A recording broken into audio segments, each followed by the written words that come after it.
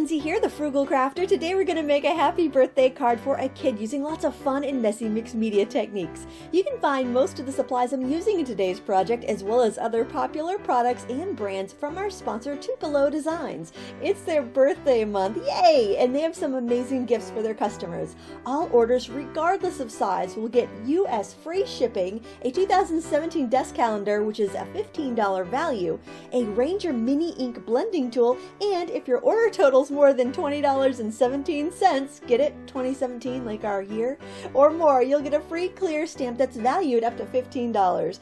Don't wait, the free gifts are limited to store stock, but birthday specials will run all January. Now, let's get started on this fun project.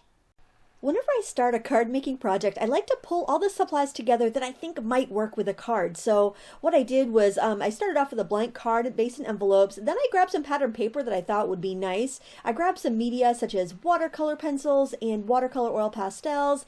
And I also grabbed some stamping ink and some Bristol board to stamp onto because I knew it would be really good with all those messy water-based mediums. So the first thing I'm going to do is do some stamping. And I'm keeping my paper right on the pad because it provides a really nice amount of squish for my rubber stamping. I'm stamping with archival ink because I know I'm going to be using water media and I know it won't run with my watercolor pencils and my water-soluble oil pastels. Both of those are by Prima and they are available from our sponsor Tupelo Designs. I also decided to stamp some balloons off to the side so I can cut them out separately later and add them to my card in a different area than the monkey. One of the easiest and most economical ways to color your stamped images is to use watercolor pencils, and there's a couple reasons I really like them. I like them because they're fairly inexpensive. These sets of 12 pencils are under like $12 or $13, making them a really great value. They're slow wearing, so they're going to last you a long time. Even as you sharpen them down, they're not going to go bad on the shelf while you're waiting for them to use up or dry out like markers can. So I really love watercolor pencils. You also get the look kind of more expensive markers when you use them, and they're a little bit easier and more convenient than watercolor paints in a lot of instances. I'm using a couple shades of brown for the monkey's body, and I'm leaving some areas uncolored because I know that I can drag that pigment around with my damp brush and it will give me a natural shadow and highlight. Now I'm looking at the pattern paper that I selected so that I can figure out exactly what I want to use to color the hat and balloons on my image. I'm going to be cutting the part of the image with a monkey in a rectangle, so I had to color that really neatly. But for the balloons, I know I'm going to be fussy cutting them, so I can be really sloppy when I color in with the watercolor pencil. That will save you a lot of time. So there's my tip. If you know you're going to cut it out, don't worry about staying within the lines. To liquefy my watercolor pencil, I prefer to use a blending pen, and basically what that is a clear water-based marker. And you can actually re-ink them yourselves with a little bit of water and glycerin. And to clean your marker, just scribble it off on the side on some scrap paper, and that will bring the tip back to clean again.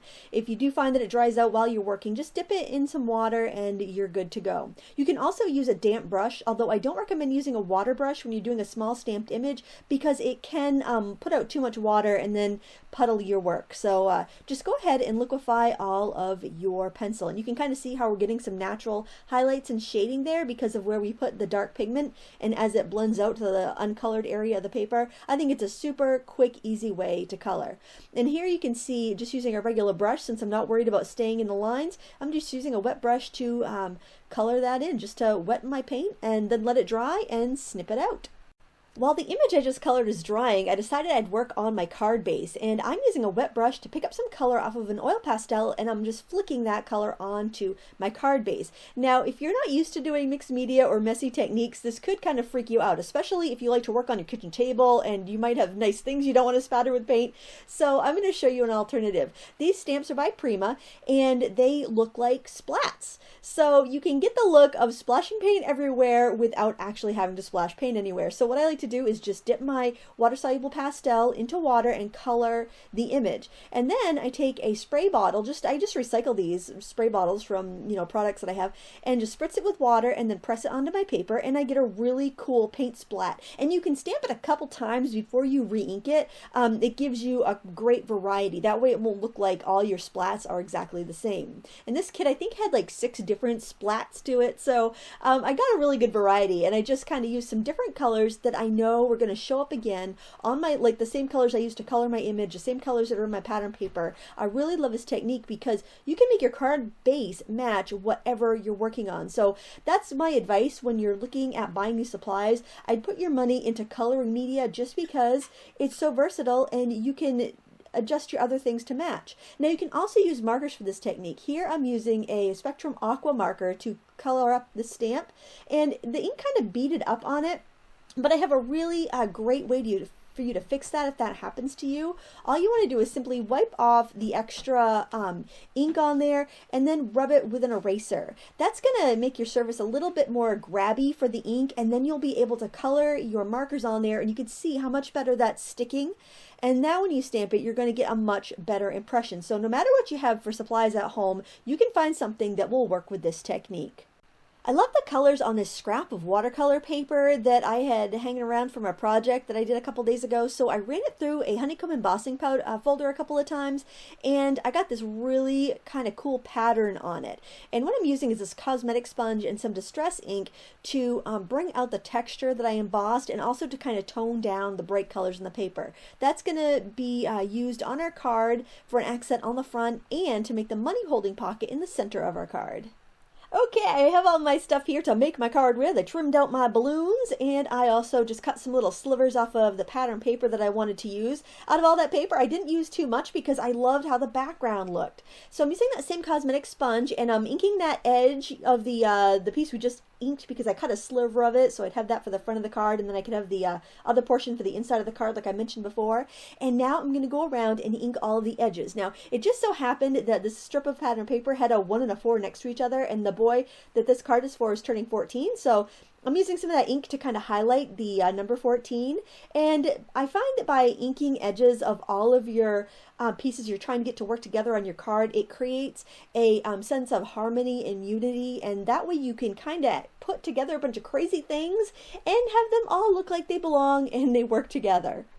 Now I like to play with the different pieces of paper and figure out exactly where I want everything before I glue anything down, because once you glue it down, it can be really difficult to pull it back up and move it if you need to. I know I wanted to have the balloons kind of off to the corner so it brought your eye around the card, and also so it kind of felt like they were blowing in the wind and the monkey was hanging on to them for dear life. So that's what I'm going to try to do here with the way that I'm placing the balloons.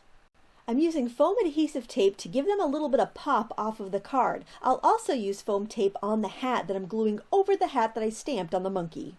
Once everything is glued down, I'm using a ruler and a permanent pen, this is a Sharpie, to draw a line from each of the balloons to the monkey's hand. That will give me a definite straight line and kind of pull feeling to the balloons. Also, because I'm going with these diagonal lines, they're kind of making an arrow to the monkey, so it's really reinforcing the focus back onto the monkey of the focal point of this card. So it's a nice little design element whenever you can use like lines or arrows to draw your attention to a certain portion of the card.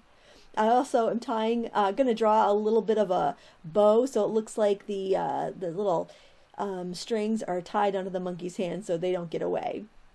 I found some orange and yellow craft foam stickers, and I'm using those to add a pom-pom on top of the hat. I actually had to do that because I smudged a bit of ink there, so I had to cover up my track somehow.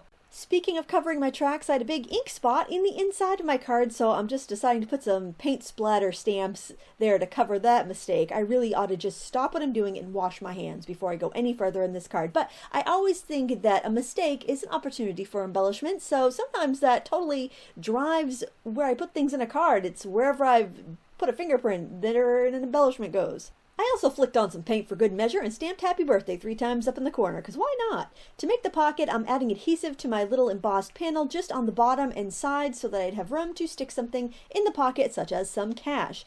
I'm loving the foam stickers that I found to add as accents on this card, and I had some letters too, so I'm putting the kid's nickname here somewhere on the card. I haven't quite decided where yet or what color stickers I wanted to use, but I'm just kind of playing around with the design to figure out exactly what I want to do. While I'm letting that idea percolate, I decided I'm going to work on the envelope.